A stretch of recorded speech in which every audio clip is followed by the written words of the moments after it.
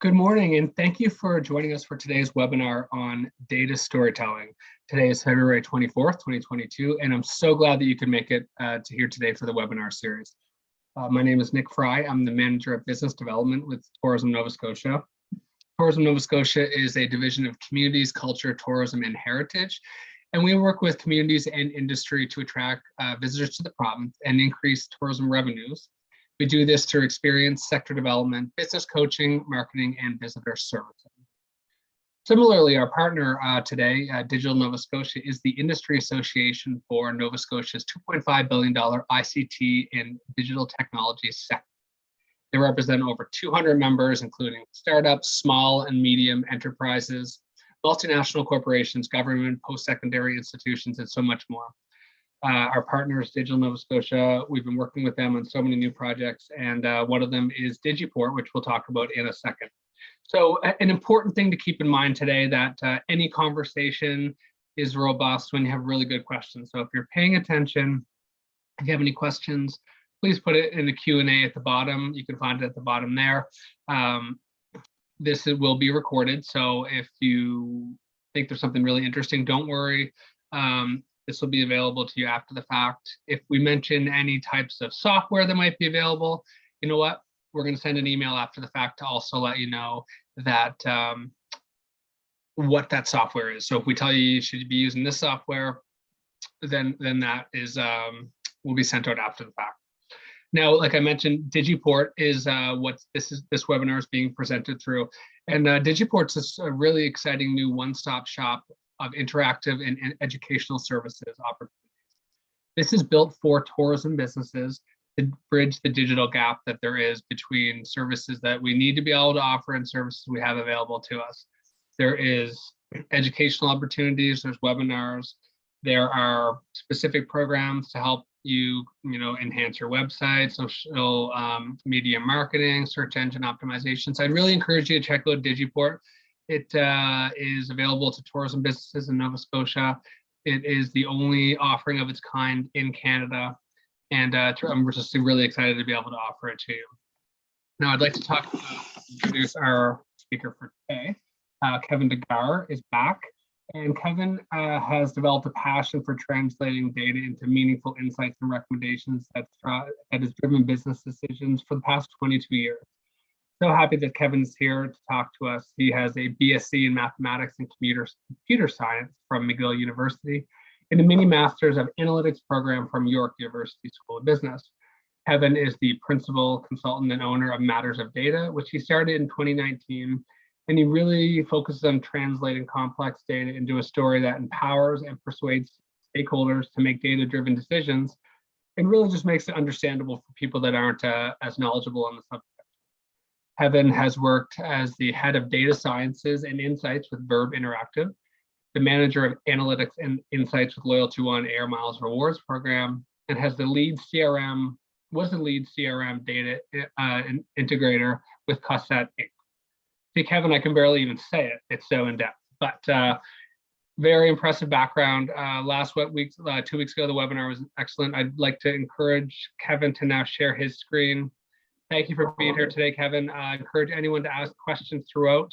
And for those of you that sent questions ahead of time, thank you so much. So Kevin, over to you. Thanks so much. Thank you very much, Nick. That's a great, thanks for that intro. Today, as we said, we're going to talk about data storytelling. So I'm just going to dive right in. So whenever I talk about any subject, before we get into the how, it's really important to speak about the why, right? So why is data storytelling a great tool for delivering your communication, your presentation, or a post that you're doing, or whatever it might be?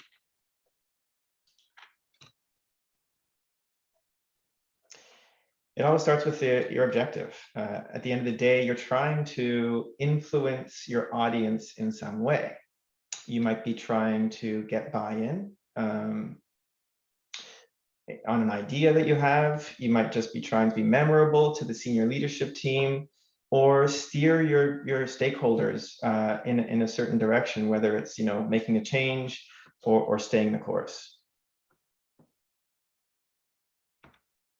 So to achieve these goals, I always go to my data presenting mantra.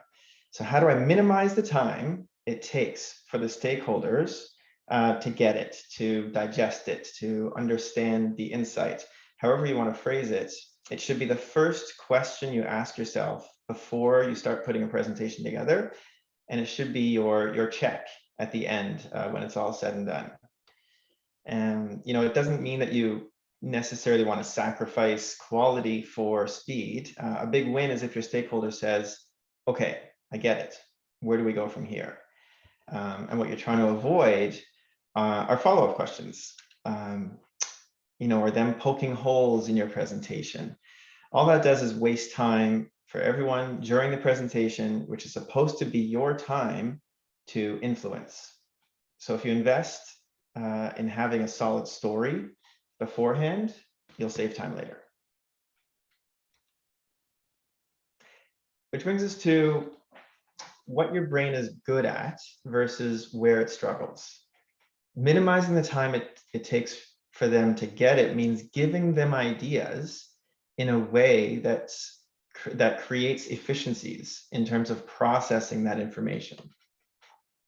So if you're presenting things to your stakeholders that fall under the struggle category, the perception will be, you're making this hard for me, this should be easy, right? You're trying to avoid barriers to getting your point across. Conversely, if we have things that we're good at, and you can relate struggling versus good at to the feeling that you have when you're working versus when you're relaxing. So we'll dive a little bit deeper into the good at versus struggling. Among other things, your brain is great at interpreting pictures and visualizations. The expression "a picture is worth 1,000 words" really applies to presentations. We'll walk through examples of this today, but it's amazing how much time can be saved with the right visual. Second, it's great at listening to a story. As I said in the previous slide, that feeling of relaxation often happens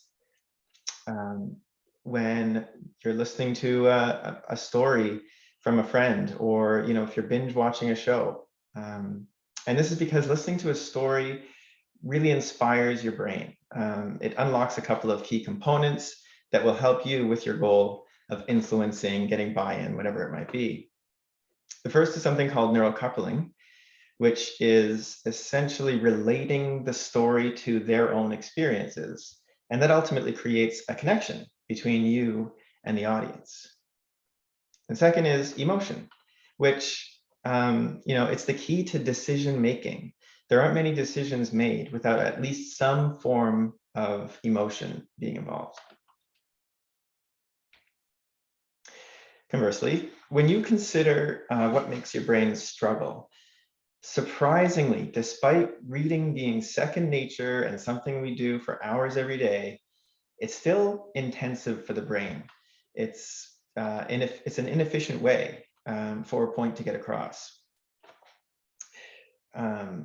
Next is finding the signal in the noise. And what that means is if there's too much, say on a slide, they don't know where to look, it just creates more struggling or friction to get to where they want to be.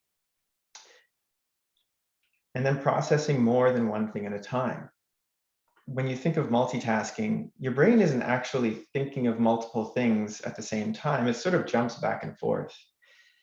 We'll touch on this again later, but making your slides too busy can create a competition for attention between what you're saying and what's on the screen.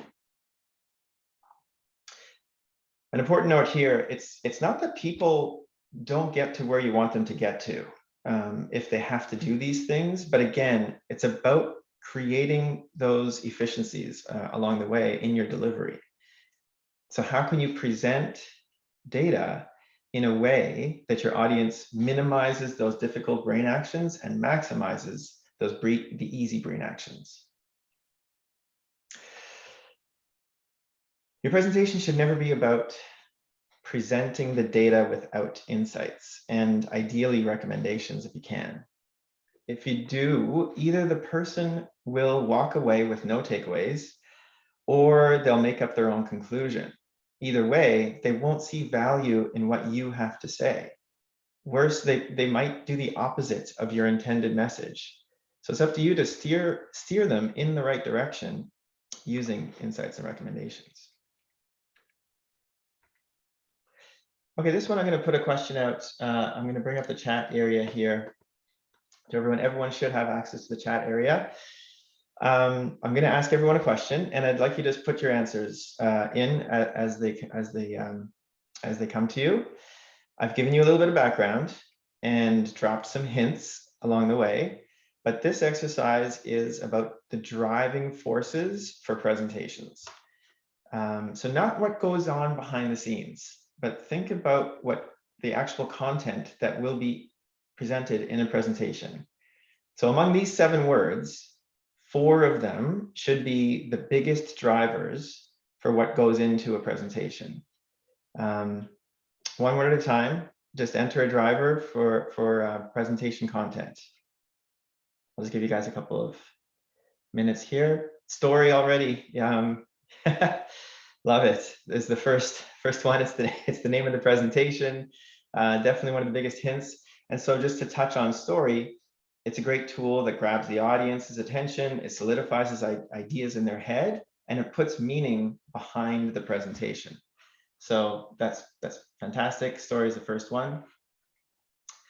I see persuasion here. I love the persuasion one, absolutely. If you're not persuading the audience of something, you're basically wasting everyone's time. So persuasion is definitely a big driver here. Next, I'm going in order here. I see logic, and absolutely when it comes to presentations, you want it to have logic. Audiences need a logical argument to follow and believe in your presentation. So if there are holes in your logic, they're going to jump on them, and they're going to get hung up on them, and you'll lose them for the rest of the presentation. So definitely, so we've already covered story, persuasion, logic. Now I'm starting to see some information and expertise in there as well. Good guesses, and I will say, when it comes to say expertise, I could list 50 things about what I know about a particular subject, and the audience will remember none of it. So as far as expertise and trying to show that I'm intelligent and listing out this expertise, it's not something that should actually be a driver for a presentation. And when it comes to information, I'm going to lump information and features together. Again, all that data is great, but what am I supposed to do with it at the end of the day from an audience perspective? You know, how does it solve a specific problem that I have? So again, if you listed all this information and features, then, you know, you've left it up to the audience to decide what to do with the data, and you've just essentially removed all your value.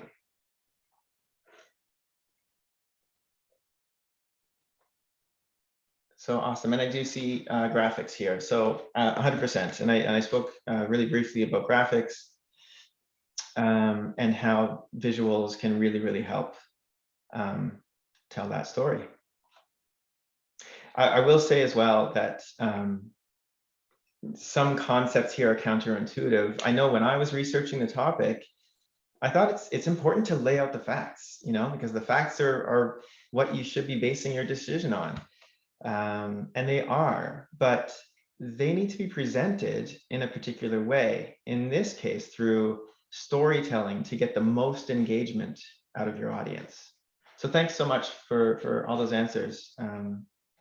Absolutely, you know, it aligns with what most people, and including myself, the way I originally thought about putting presentations together. So thanks again for that. Okay, so now that said, we'll jump into, you know, what's the framework? What does a story look like that we can use when we're putting presentations together?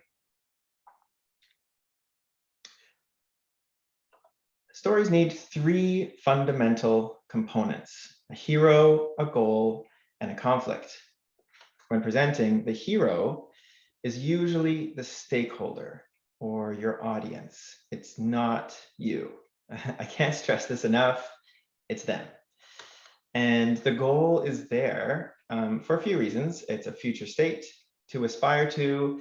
It's needed to move forward. And it's also used to inspire that action, make that decision that I was speaking about earlier. And conflict is typically some type of business problem. So this is the underlying framework of any story that feeds some type of presentation, specifically one that has data involved. I'm going to say, for the record, that this is not a good slide because of its content and how I'm going to present it. Because not only is it wordy, but I'm going to read it to you.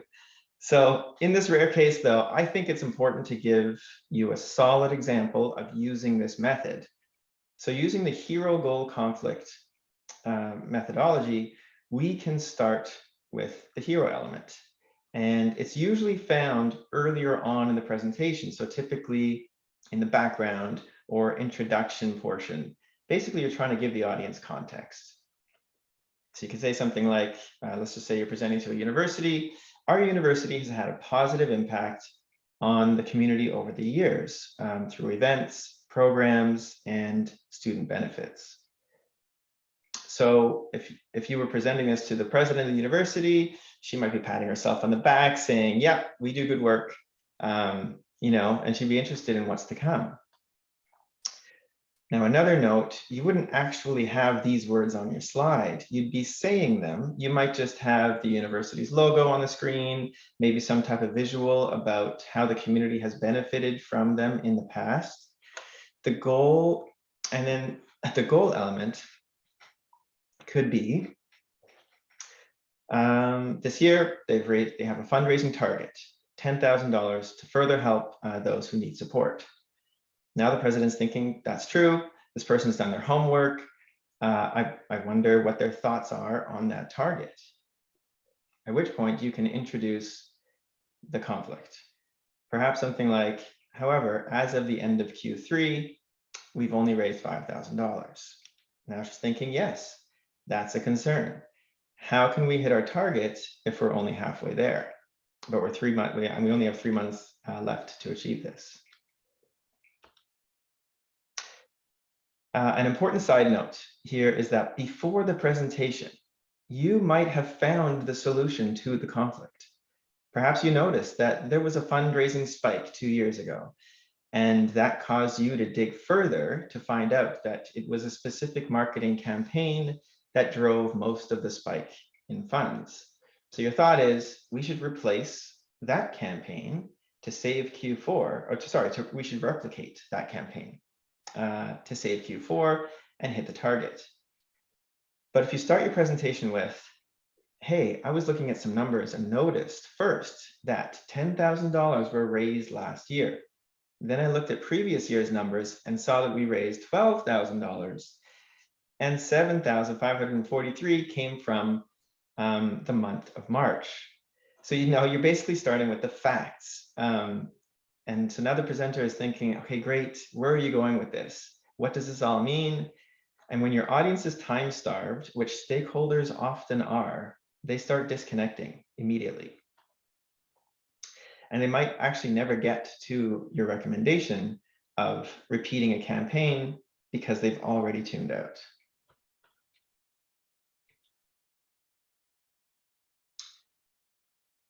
The rest of the story involves solutions with proof. The solutions and proof are often iterative. And the proof is usually data-driven. They usually solve specific challenges that feed back to the goal.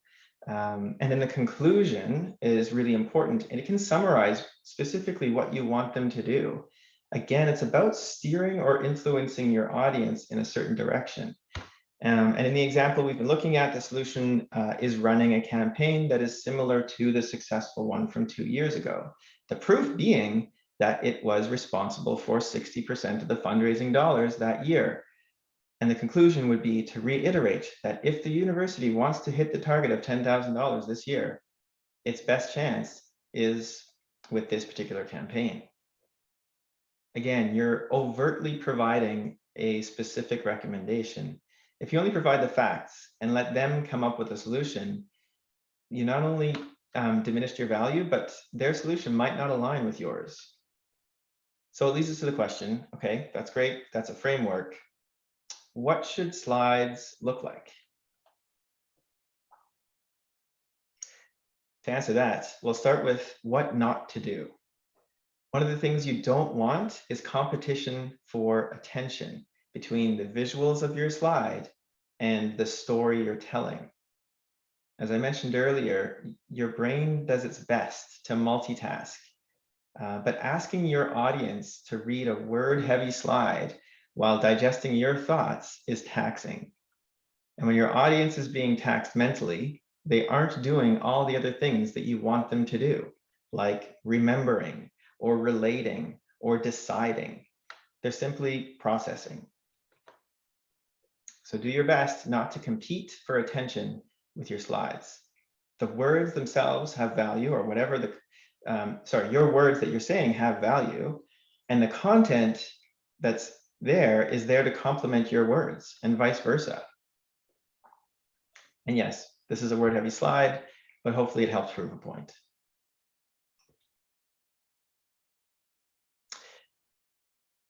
Here's another slide with some words and a table. As you can see from the title, it's about website research. So it's another little question I'm going to ask people to answer in the chat area again.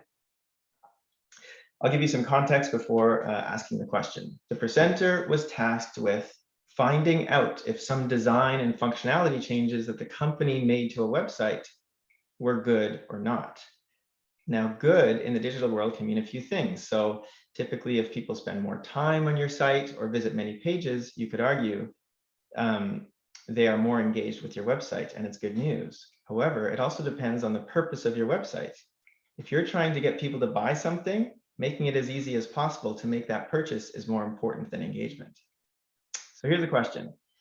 Is this slide a good news story or a bad news story? And we'll talk a little bit more about why, but I'll just I'll let you digest and answer.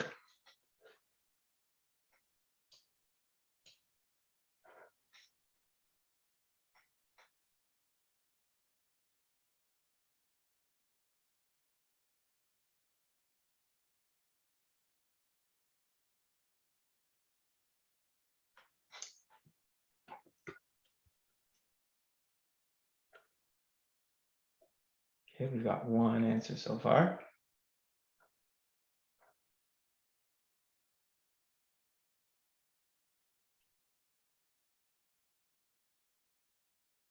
And another one came in.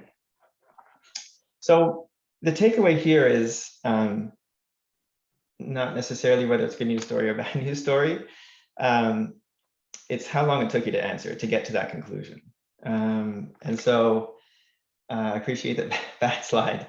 I like that. It's not just a bad news story, it's a bad slide, according to Allison. Indeed it is. And we'll talk about more about why it's a bad slide in a minute. So the harsh truth is that nobody cares about your data journey or your research journey. While it may have been important to you, and it's natural to want to convey that you put a lot of effort into the research, either to impress the audience or build credibility, describing the details of how you came to your conclusion is not the way to get there. I'll repeat it because it's important and we often forget it. You as the presenter are not the hero, at least not during the presentation. And it's not to say that you can't still build credibility while making them the hero. The way to do this is to deliver only the punchlines, right, or the key messages, but be ready if questions come up to provide more details as needed. And then the appendix, it's also a great resource for details. You can speak to the details when questions come up and let them know that they can fill their boots by checking the appendix once the presentation is done. Going back to the sample slide and Allison's bad slide comment, here's a quick summary of where it falls short. Obviously, there are too many words. For all the reasons we've mentioned so far, we want to avoid wordy slides. And there's a table. There's a table instead of some type of visualization. I mentioned earlier about interpreting pictures and visuals and how much easier it is than words. And tables are just essentially words and numbers formatted into rows and columns. Further, the words reference the table. So the audience has to jump back and forth, look at the numbers that are being referenced, and try to make sense of it all. Finally, the title is inefficient. And I'll touch on this on the next slide. Another tip for those thinking, okay, well, what if the words that I want to put in my slide are really important? My advice here is to consider your audience and how you're presenting it. Ideally, you want to present the findings live or in person, in which case you can actually say the words, the important words that you want to say. So if at all possible, steer your stakeholders in that direction. But if they insist on reading it themselves, then maybe using the notes section of whatever presentation software you're using could be a good workaround. But again, try to keep that slide clean. Okay, I'm going to show you one more slide. I'll ask again, please, in the chat area, just a really simple question about the next slide. This slide, it looks a little different, and assuming the audience already has the context of wanting a higher conversion rate and more purchases, I'll ask again, is this a good news story slide or a bad news story?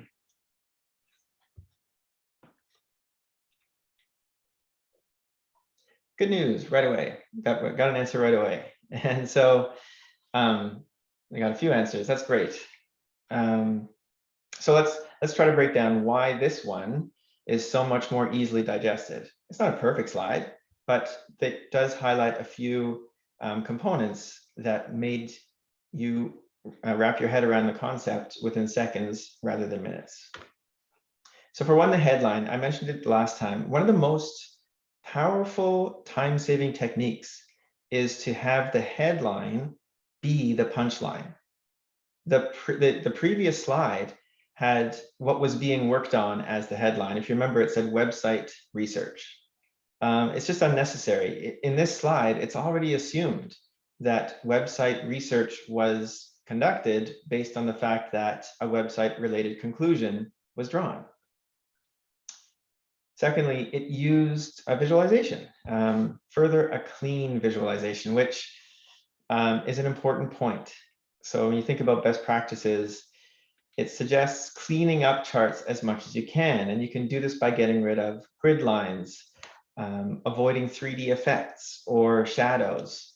Shorten your numbers by minimizing the decimal points to the relevant level for the audience. Nobody cares if something is 3.7321467.8%. So similarly, shorten long numbers using K for 1,000 or M for million. At the end of the day, even though math and data are a precise science, businesses only need it to solve a business problem. So think about what close enough for rock and roll is and what it looks like, and then go with that. Next, it uses words effectively by keeping the number of key points to 2 or 3 and using bullet form instead of full sentences. Also, the words serve an important purpose. They support the headline by providing insights that drove the increase. Sometimes when you write your headline with the main point of the slide, to help figure out what words should be included in the slide, you can ask yourself, what type of follow-up questions might arise once the stakeholders see that headline? And in this case, the natural follow-up is, hey, that's great, we're up. What caused the increase? So by providing the answers in the slide, to a natural follow-up question, you've just saved time and effort on everyone's part.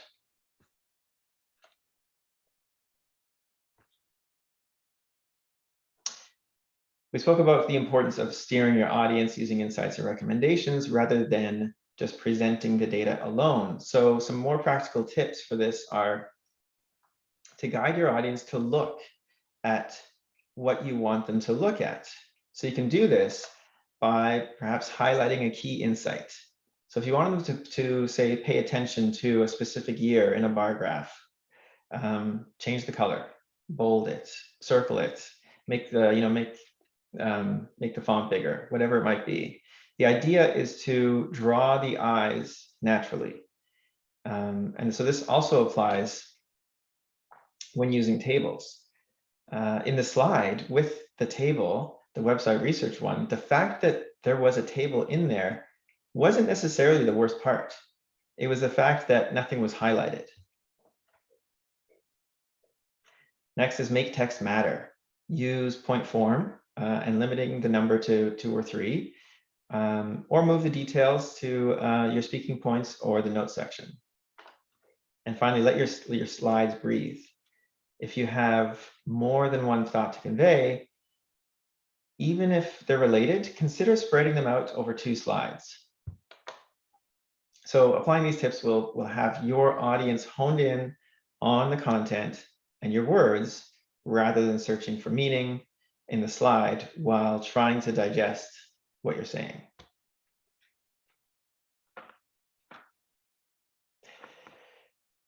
Okay, so next we're just going to talk really briefly about what charts to use and when. And so I'll run through these. Typically, if it's a component of a whole, your percentage of a whole, and it's a component pie charts. I put an asterisk there on purpose because there are often cases where pie charts, even though it is a percentage of a whole, is the wrong visual. And we'll look at some examples after this to highlight that fact. For the next 2, when you have ranking or if you have time series, the key takeaway here is that as data literacy in the general population is increasing, a lot of times people interpret vertical graphs as having the assumption that the x-axis or the bottom line is time related. And so if you're thinking about using vertical bars or a line graph, generally lean towards ones where time is involved. And if there's no time involved and you're just trying to rank something, you can go more with the horizontal direction. And then frequency and distribution, I just have as a note there as well. Okay, so next we're going to look at, to wrap up the day, we'll look at some examples, mostly of what not to do, and then I'll jump into some questions from the audience. Oh, actually, I'm going to ask you what you think of this one. Is this really good news? It shows that it's a chart, again, assuming you want the darker rectangle to be bigger than the gray one. Is it just kind of good news, or is it really good news?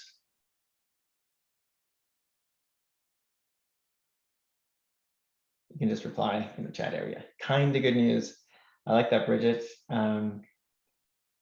Yeah, lots of kind of. Some people say very, and that's the whole thing. Is this is an example of cheating. Visually, the first impression is that the darker bars, it's 4 times as big as the lighter gray one.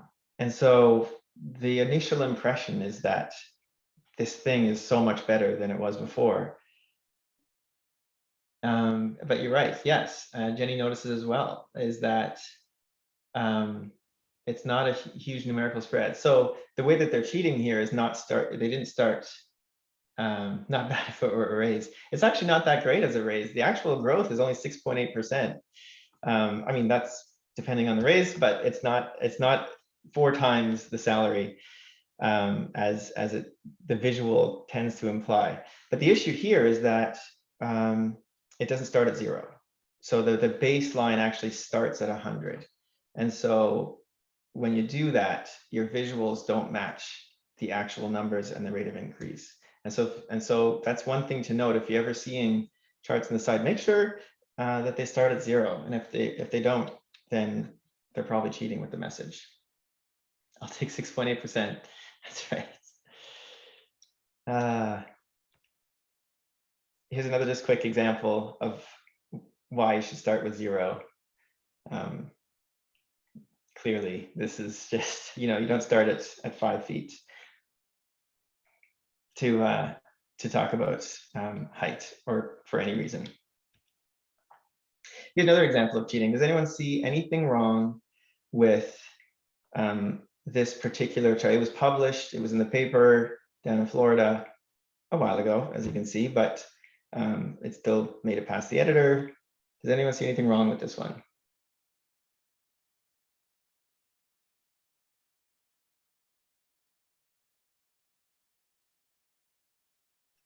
You got it, Allison. The 0 is on top. It's upside down. And so clearly they were trying to, yeah, the vertical axis is flipped 100%. How do they count? Yeah, I don't know how they count it, but the whole idea is the people publishing this wanted to make it look like some law was a good law, because the number of deaths, it looks like, dropped after this law was passed, when in fact they spiked, and it was a terrible law. And so another example of cheating.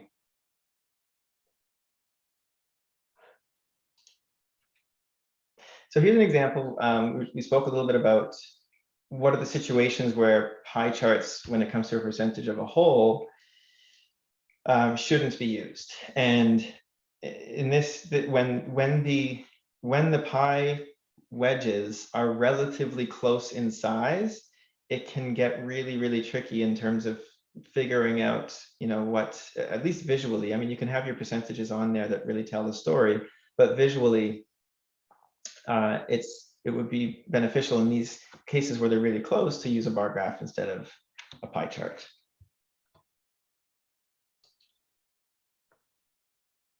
Another bad example of using a pie chart. Avoid those 3D effects. The wedges look way bigger when they're closer and way smaller when they're further away. Don't put the legend on the side. Again, people will have to jump back and forth to figure out what's going on. Make sure your pie chart doesn't have too many wedges. And also make sure that the sum of any pie chart adds up to 100. So that's it for the content for today. If you, I think there's a QA section for questions, Q&A, and there also some were sent ahead of time. So while you're thinking of questions that you want to ask today, I'll start jumping into some of the questions that were asked ahead of time. Perfect, thanks. And again, anyone on the call, thank you for participating. Appreciate your feedback on the chat.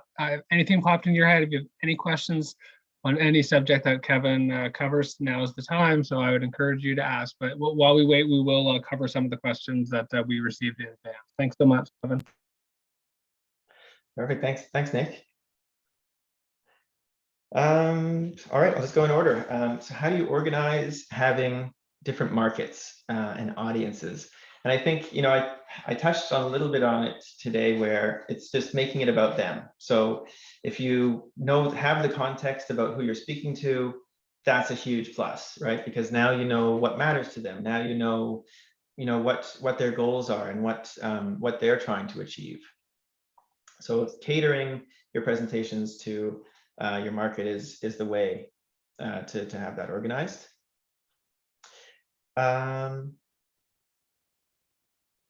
How do we best communicate the stories developed? I think that's the framework, going back to that framework of having the hero goal conflicts and also including solutions with proof, and then coming back to the conclusion and reiterating how they can actually get to to the goal that they're trying to achieve? Right, I like this question. This one's really, really challenging.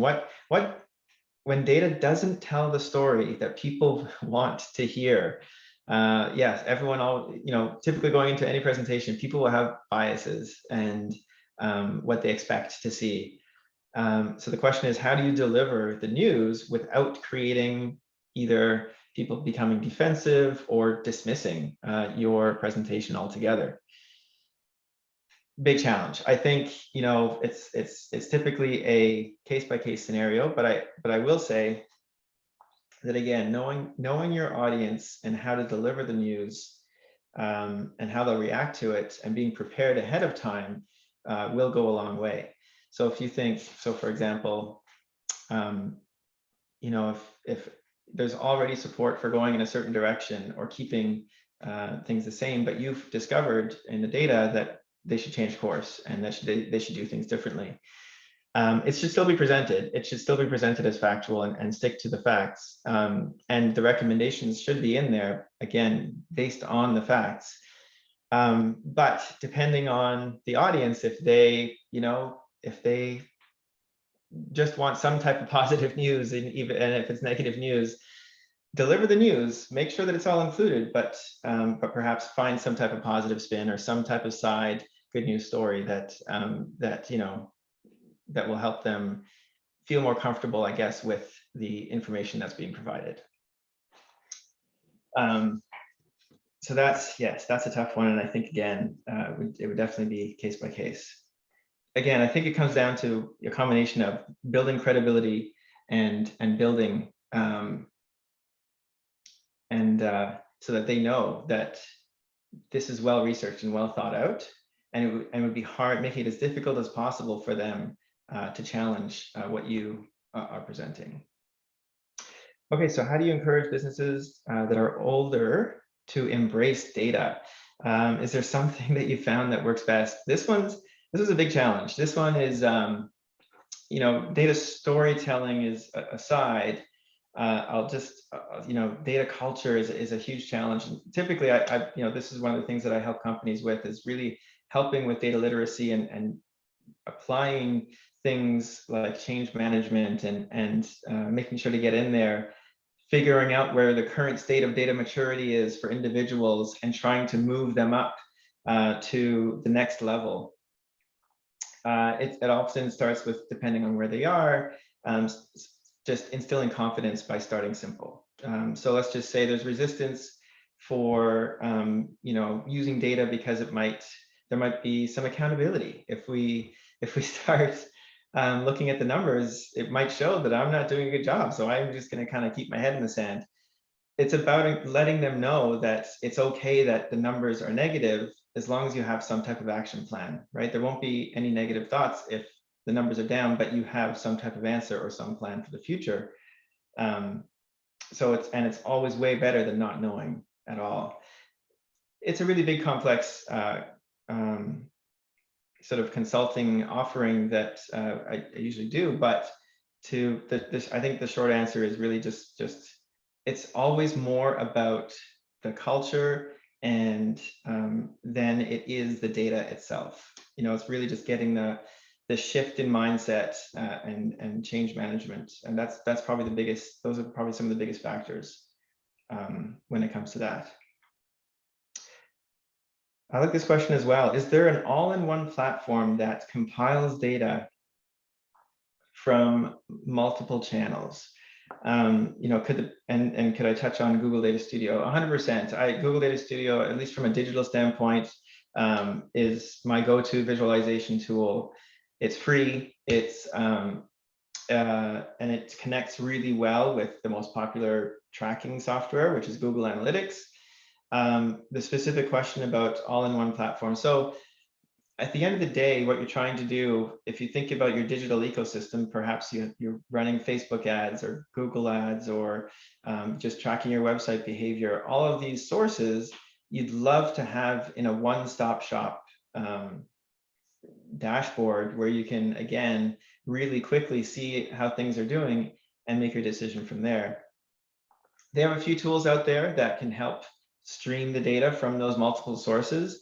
Google Data Studio itself has data connectors built in, but sometimes you need they have third-party companies, like Supermetrics is a really common tool that can pull from LinkedIn, from Facebook, from all those places. And again, that can create your sort of all-in-one or one-stop shop dashboard using Google Data Studio.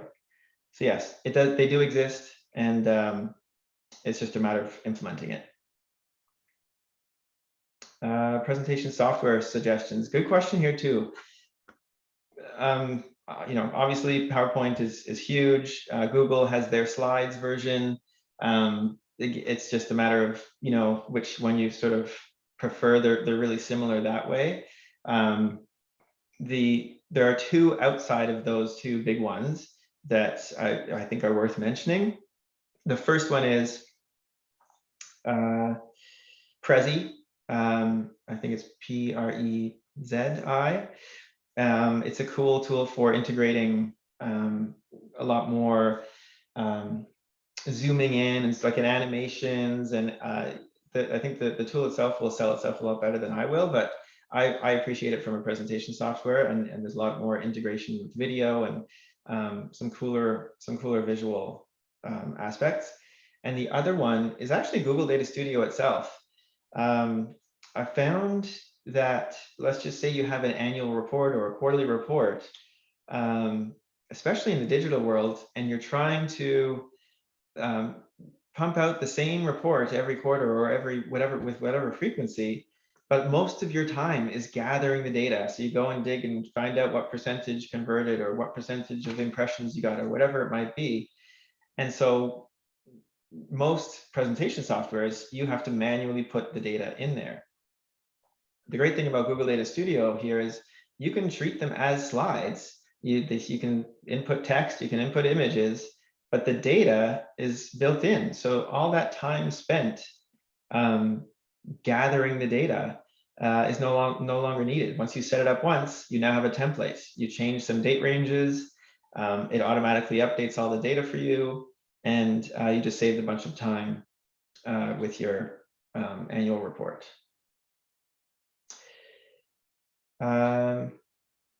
Is there any way to automate any way of your digital storytelling? I think I touched on that with Supermetrics, and because really those and that's basically what you want to do. Softwares are getting better at talking to each other, whether it's directly or third-party companies are building what they call APIs to have them talk together. So taking advantage of what exists out there and again, it's a great goal to have in mind. That's what you want to do. You want to automate it. You want to be as hands-off as possible, so that you're spending most of your time actually thinking about strategy rather than data gathering. Okay, it looks like a couple of questions came in as well. As a photographer, I'm often presenting images without context, more to tell a visual story. Is there good common practice I should use with data/text that would help grab more attention? Yeah, absolutely. That's a great question. Whether or not I should even use data in a storytelling way. The question is more about whether or not I should even use data in a storytelling way. I think it depends on the objective, I guess. It all comes down to who your audience is and what are you trying to influence them to do. And if that's the starting point and that's your sort of guiding light, you work backwards from there. So if you have the objective of perhaps trying to get new clients, and there's a specific market audience that you're trying to speak to, knowing something about that target audience, think about just putting yourself in their shoes. Think about if they were to see something that you're putting out there, how will they digest it, and will it make them react in the way that you want them to react? And then working backwards from there is thinking about the visuals that you'd like to put in front of them, perhaps with photography. And then also, are there complementing words or stats that go along with that photography, with the photographs, that help tell that story? You know, it depends on whether the story is something that can be told with numbers, I guess, is the answer. All right, so let's say corporate headshots or website updates. I kind of like, you know, I think Spotify did this, and I'm not going to do it justice, but they did a marketing campaign where, you know, if it was around Valentine's Day, they would just sort of show like, be one of the 25% who listen to Valentine songs today, or whatever it might be. So just having that little intriguing stat that will provide people with insights about what you offer, and perhaps what makes you different, I think is would be a way to go there.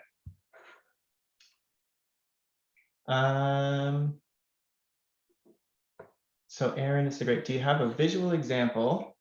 Oh yeah, you're welcome, Bridget. Do you have a visual example of a slide showing how to convince the audience of the right solution? Right, so what does a slide with solutions with proof look like? I think I'll have to follow that one up. I wouldn't have anything that I could pull up now in the next minute or so.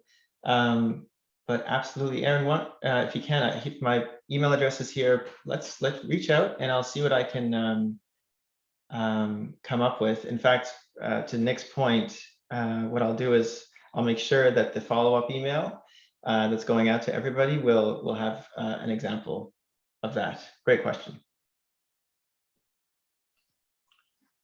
All right, thanks, Kevin. I don't think there's any more questions. So again, if you have any questions after the fact, you can pop them over to us or directly to Kevin, and we'll make sure we try to get you those answers. Kevin, are you available for the one-on-one sessions? Yes, absolutely. Yeah, so as you guys may or may, sorry, as the people on the call may or may not know, there's an option under Digiport to ask an expert questions. You can book, I believe, up to an hour and a half with a digital service providers or digital experts, and Kevin's one of them. So if you're intrigued and you want to spend a little more time with Kevin, book that session. So I'm going to now, Kevin, take the screen back over if you're okay with that. Yes. Good there, perfect. Oh, and we will share how you book it after when we send out our email, but essentially you sign in through your Digiport account and go through and book the expert that way. So, but if there's any questions, Bridget or anyone on the call and you're having difficulty with it, we'll help you out with that. I'm gonna take the screen back over here and we'll get you Kevin. There we go, perfect. All right, so we're back. It was excellent. Again, that's available to view later on. If you like today's webinar, come join us again. The next webinar will be March 9th, Cybersecurity Basics for E-commerce, presented by Arbuckle Media. What an important topic. So we are all dealing online, and e-commerce is such an important piece of that. Let's check in on our cybersecurity. So that's March 9th. Most of our webinars are on Thursdays at 10, and this one follows that as well. We are available for our next webinar, March 24th, with Allison Kay Consulting. Allison did some webinars for us last year. She's excellent. And this webinar is 8 steps traffic growth approach. So 8 steps to increase your traffic growth on your website. All this information is shared through our InTouch newsletter, so we would encourage you to sign up for that. That will be in our email as well. You can check out any of our previous recordings at tourismns.ca/webinar-series. It's on the screen. And again, would like to encourage everyone on the call, if you are thinking about updating your website or need a new website, check out the Website Bootcamp program. It launched last week, and it is an opportunity to learn from digital experts to build your new website confidently or update your existing one. And the applications close this Friday at 4. So if you're interested, check it out. It's on our website, and you can also follow the link there. And if you have any questions on it, please give us a call. All these bits of information I've been sharing throughout the webinar are always available on our website, tourismns.ca. If you have an idea for a webinar or you want to give us some feedback, send us an email at tnsbusiness@novascotia.ca. Our consumer website is novascotia.com, so that's where we will send our visitors with our marketing and then hopefully connect to your business that way. Our In Touch newsletter you can sign up at tourismns.ca/intouch. We are on Twitter at tourismns, and our corporate LinkedIn is Tourism Nova Scotia. Thank you for joining us today, and I hope you have a wonderful rest of your day.